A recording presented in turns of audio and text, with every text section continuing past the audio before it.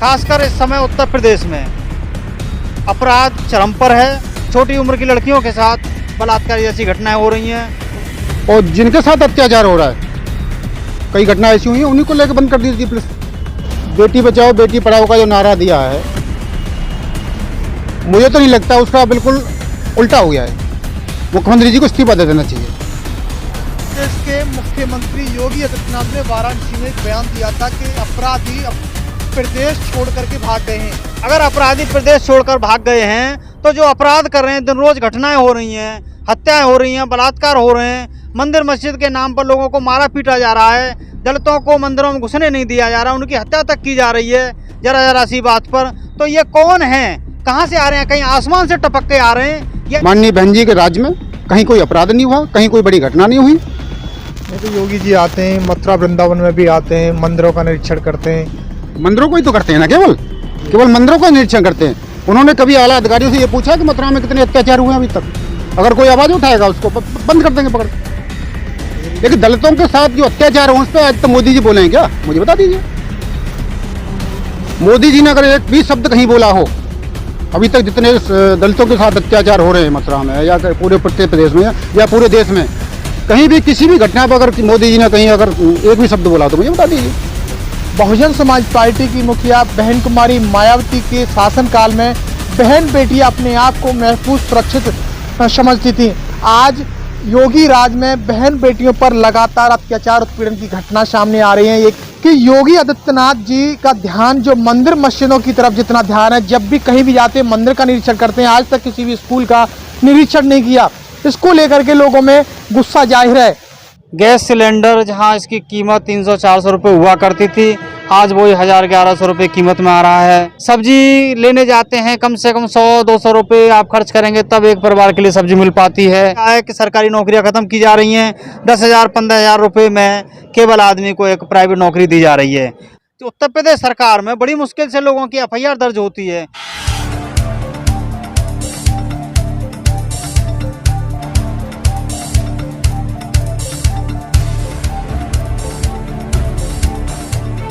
वर्तमान में सभी पार्टियां राजनीतिक तौर पर अपने उठक पटक में लगी हुई हैं, सभी अपने वोटों के स्तर को बढ़ाने में लगी हुई हैं।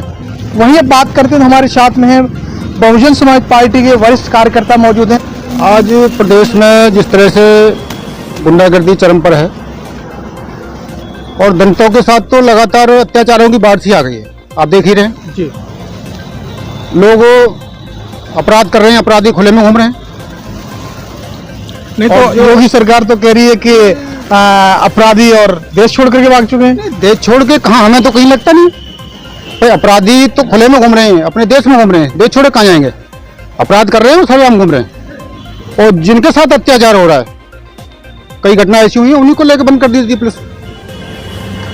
तो जिस तरह से दलितों के साथ जो अत्याचार हो रहा है, ये बहुत चिंतनीय है, चिंता का विषय है।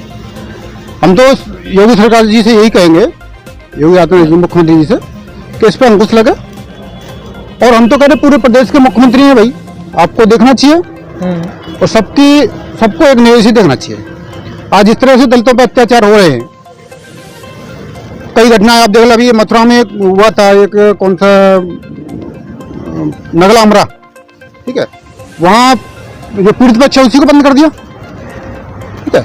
उसके बाद और जो अपराधी हैं वो सरेआम घूम रहे हैं। तमाम ऐसी घटनाएं हैं पूरे प्रदेश में। तो क्या लगता है कि मतलब इस तरह के रवैये में, इस तरह के पीड़ित परिवार के साथ में व्यवहार किया जाता है, क्या पुलिस का रवैया या सरकार के, क्या किस नजर से देखते हैं? पुलिस जिस तरह से काम कर रही है, वो मुझे नहीं लगता कि किसी को न्याय मिल पाएगा। सरकार के होता तो सब सरकार के सहारे पे ही है, ऐसा नहीं है। जो सरकार के सहारे पे ही होता है, और सरकार को सोचना भी चाहिए, माननीय मुख्यमंत्री जी को ये सोचना चाहिए कि ऐसी चीजों पर अंकुश लगना चाहिए। कुछ जाति विशेष के लोग हैं, किसी जातिवादी को लेकर कहीं झगड़े हो जाते हैं, तो ये सब चीजों को लेकर के सरकार को सोचना चाहिए।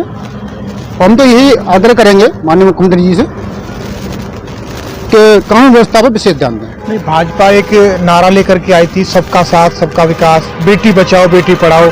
क्या आपको लग रहा है कि सही मायने में ये सब नारा एक सफल होते नजर आ रहे हैं? बेटी बचाओ बेटी पढ़ाओ का जो नारा दिया है, मुझे तो नहीं लगता, उसका बिल्कुल उल्टा हो गया है। बेटियों के साथ जो जिस तरह से इन्होंने नारा दिया है, उसका जैसे समझो उसका उनके साथ जो अत्याचार हो रहे हैं लगातार, एक बार थी आ गई है। मुझे तो लगता नहीं है कहीं बेटी पढ़ाओ बेटी बचाओ का कहीं नारा उनका सफल हो रहा हो। मतलब आपके कहने के मुताबिक ये है कि सच मायने में कि बेटी उनके राज में बच नहीं पा रही है। नहीं, कहीं बताइए कहाँ, आप मुझे बता दीजिए। कहीं भी जहाँ भी घटनाएं आज लगातार अत्याचार हो गए, उन्नाव की घटना हुई, उसके बाद अभी लगातार कई लड़कियों से आए, तो मतलब कितनी गिना सकते हैं हम। लखीमपुर गिरी है, बदायूं ये तो है। नई घटना है, ये तो आप भी देख रहे हैं। जी। तो मुझे नहीं लगता है सरकार तो आपके हिसाब से तो देखो, वैसे तो इंसानियत के नाते से मुख्यमंत्री जी को इस्तीफा दे देना चाहिए, क्योंकि आप इस तरह के अपराधों पर अंकुश नहीं लगा पा रहे हैं, तो ये सरकार की विफलता मानेंगे। आपके हिसाब से बहन बेटियों पर जो अत्याचार हो रहे हैं वो किस तरह से अंकुश लगेगा, क्या कुछ नजरिया है आपका? कानून व्यवस्था का पालन हो, जो संविधान की जो संविधान है उसका पालन हो। अगर हम संविधान का पालन नहीं करेंगे तो हम कुछ नहीं कर सकते। संविधान सर्वोपरि है, संविधान के हिसाब से अगर चलेंगे तो अंकुश लगेगा, बराबर लगेगा। जो आलाधिकारी होते हैं, प्रशासनिक अधिकारी होते हैं, जिलाधिकारी होते हैं, तमाम और भी जो अधिकारी होते हैं वो संविधान की शपथ लेकर के और पद हासिल करते हैं, यानी शपथ लेकर के अपने पद की गरिमा को लेकर के चलते हैं। क्या आपको सही मायने में लग रहा है कि वो संविधान की शपथ लेने के बाद में उसके अकॉर्डिंग चलते हैं? उसके अकॉर्डिंग चलेंगे तो कानून व्यवस्था ऑटोमेटिक सुधर जाएगी। वो तो सत्ताधारी नेताओं के सहारे पे चलते हैं जी, ये मैंने देखा है। संविधान के अनुसार चलेंगे तो अत्याचार और होंगे ही नहीं, कोई मतलब ही नहीं। संविधान के असूलों पर अगर कोई पार्टी चली है, बहुजन समाज पार्टी चली है, माननीय बहन जी के राज्य में कहीं कोई अपराध नहीं हुआ, कहीं कोई बड़ी घटना नहीं हुई। और आज तो आप देख ही रहे हैं, आप केवल मंदिर मस्जिद इसमें लगे पड़े। पहले अयोध्या का मथुरा ले लिया, अब मथुरा का ले लिया, ऐसे ही चलता रहेगा। नहीं तो योगी जी आते हैं, मथुरा वृंदावन में भी आते हैं, मंदिरों का निरीक्षण करते हैं। मंदिरों को ही तो करते हैं ना, केवल मंदिरों का निरीक्षण करते हैं। उन्होंने कभी आला अधिकारियों से ये पूछा कि मथुरा में कितने अत्याचार हुए अभी तक? आप मुझे बता दीजिए। योगी जाएंगे केवल मंदिरों में आएंगे, पता हम ऐसा नहीं है, हम किसी की आस्था को ठेस नहीं पहुंचा रहे हैं। या मंदिरों में जो भगवान है कौन नहीं मानता? हम नहीं मानते, सब लोग मानते हैं, लेकिन उसका थोड़ा सा जनता की तरफ भी ध्यान देना चाहिए। मंदिर मस्जिदों में नहीं रखना चाहिए। नहीं, लोगों का एक ये भी कहना है कि बहुजन समाज पार्टी की राष्ट्रीय अध्यक्ष बहन कुमारी मायावती और फिलहाल कोई जो घटनाएं होती हैं, लखीमपुर खीरी है, हाथरस वाला मामला, इस तरह की घटनाओं में और बोल नहीं पाती हैं, इसको लेकर के क्या कहना है? नहीं, ऐसा नहीं है, बहन जी लगातार बोल रही है और सब पे नहीं। अभी हमारे माननीय विधायक जी ने अभी संसद में उठाया, उसमें विधानसभा में उठाया मामला लखीमपुर खीरी का। उमाशंकर जी ने लगातार बहन जी ट्वीट कर रही है। बताओ कौन सी घटना बनी, बोला, लेकिन सुनने वाला कौन है भाई? सुनने वाला कौन है अब बताइए। उनको तो जो करना है वो करना ही है। तानाशाही सरकार है पूरी तरह से। अगर कोई आवाज उठाएगा उसको बंद कर देंगे पकड़। पूरी उत्तर प्रदेश सरकार पूरी तरह से तानाशाही सरकार है। नहीं तो भाजपा राज में दलित सुरक्षित नहीं है। भाजपा राज में तो नरेंद्र मोदी ने दलितों के पैर धोए थे। नहीं, दलितों के पैर धोए ठीक है, लेकिन उसका कोई अपना निजी स्वार्थ हो सकता है। लेकिन दलितों के साथ जो अत्याचार हो उस पर तो मोदी जी बोले हैं क्या? मुझे बता दीजिए। मोदी जी ने अगर एक भी शब्द कहीं बोला हो अभी तक जितने दलितों के साथ अत्याचार हो रहे हैं मथुरा में या पूरे उत्तर प्रदेश में या पूरे देश में, कहीं भी किसी भी घटना पर अगर मोदी जी ने कहीं अगर एक भी शब्द बोला तो मुझे बता दीजिए। एक भी शब्द बता दीजिए कि फला घटना पर मोदी जी ने स्टेटमेंट दिया। पैर धोने से, पैर छूने से, पैर तो हम जब चुनाव लड़ते हैं तो पैर तो हम वैसे ही छूते हैं, सबकी हर किसी के पैर छूते हैं जाके। ऐसा तो नहीं कि आप भाजपा से विरोध मानते हो इसलिए आप बोल रहे हैं इस नहीं, बात भाजपा के विरोध की नहीं है। हमारे ऐसा है जो सही काम करे, भाजपा हो सपा ने गुंडागर्दी की वो चले गए, और बीजेपी ऐसी ही अपने करती रहेगी तो ये भी जाएंगे। सरकारें तो आती जाती रहती है और सरकारें अपने सिस्टम पे काम करती हैं। लेकिन हमारी सरकार ने सबको बराबर का लेके कौन सी सरकार आप? बहुजन समाज पार्टी की सरकार जब रही जी। तो किसी भी जाति विशेष के साथ या किसी के साथ कोई अन्याय नहीं हुआ, सबको बराबर नजरिए से देखा गया। लेकिन आज का जो दौर चल रहा है वो पूरा अराजकता का माहौल है, कोई किसी की कोई सुनवाई नहीं है। थाने में अगर रिपोर्ट लिखाने जाओ तो पीड़ित को बंद कर देते हैं वो। तो आपने देखा मेरे साथ में थे बहुजन समाज पार्टी के वरिष्ठ कार्यकर्ता मुनीम सिंह निगम थे।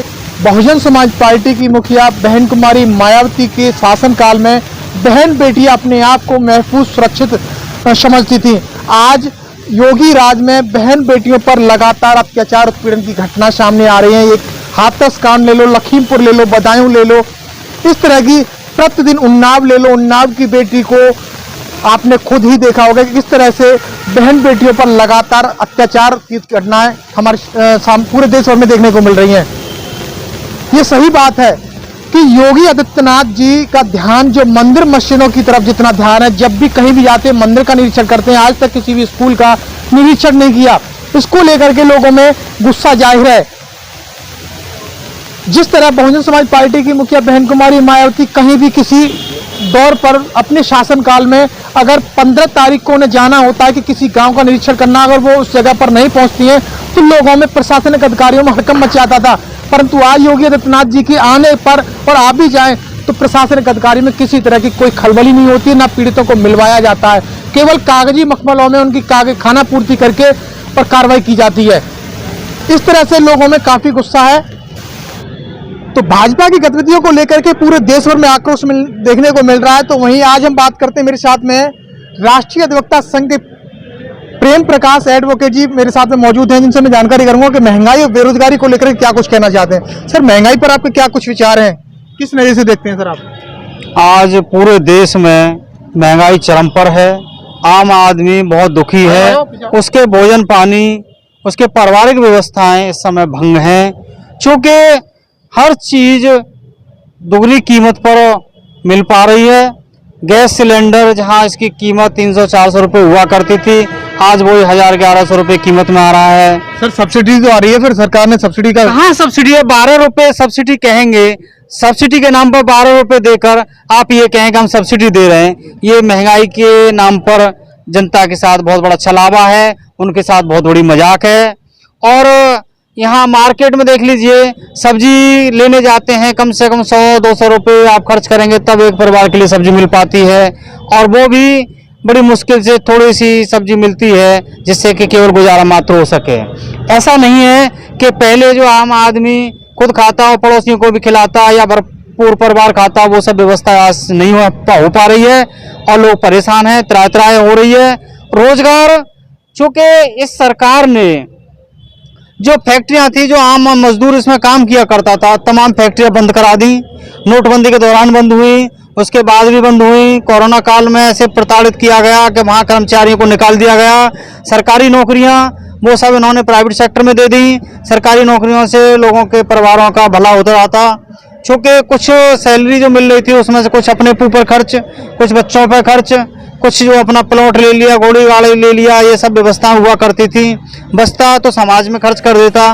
परंतु आज क्या है कि सरकारी नौकरियां खत्म की जा रही हैं। 10,000-15,000 रुपये में केवल आदमी को एक प्राइवेट नौकरी दी जा रही है। 15,000 रुपये में वो क्या अपने बच्चों का पालन पोषण कर लेगा, या बच्चों को उच्च शिक्षा दिला देगा, या बड़े बच्चे होने पर क्या उनकी शादी भी अच्छी तरह से कर पाएगा? मुझे नहीं लग रहा कि इससे आम आदमी सुखी है। चारों तरफ त्राही है और भाजपा शासन की और केंद्र सरकार की चारों तरफ निंदा हो रही है। और तो और पूरे देश में, खासकर इस समय उत्तर प्रदेश में अपराध चरम पर है और उसमें ज़्यादातर सत्ताधारी पार्टी के लोग कहीं न कहीं इन्वॉल्व हैं और सत्ता का उन्हें संरक्षण प्राप्त है।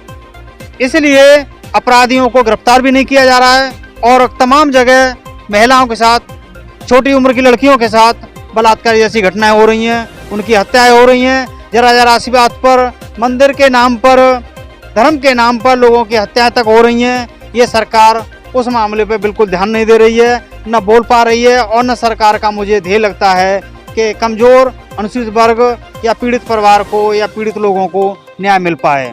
इसलिए उत्तर प्रदेश के मुख्यमंत्री योगी आदित्यनाथ ने वाराणसी में एक बयान दिया था कि अपराधी प्रदेश छोड़ करके भाग गए हैं। इसको लेकर क्या कहना है? अगर अपराधी प्रदेश छोड़कर भाग गए हैं तो जो अपराध कर रहे हैं, दिन रोज घटनाएं हो रही हैं, हत्याएं हो रही हैं, बलात्कार हो रहे हैं, मंदिर मस्जिद के नाम पर लोगों को मारा पीटा जा रहा है, दलितों को मंदिरों में घुसने नहीं दिया जा रहा, उनकी हत्या तक की जा रही है जरा जरा सी बात पर। तो ये कौन है, कहाँ से आ रहे हैं? कहीं आसमान से टपक के आ रहे हैं या ये मशीनें कर रही हैं या कोई आद मानव आ गया वो घटनाएं कर रहा है?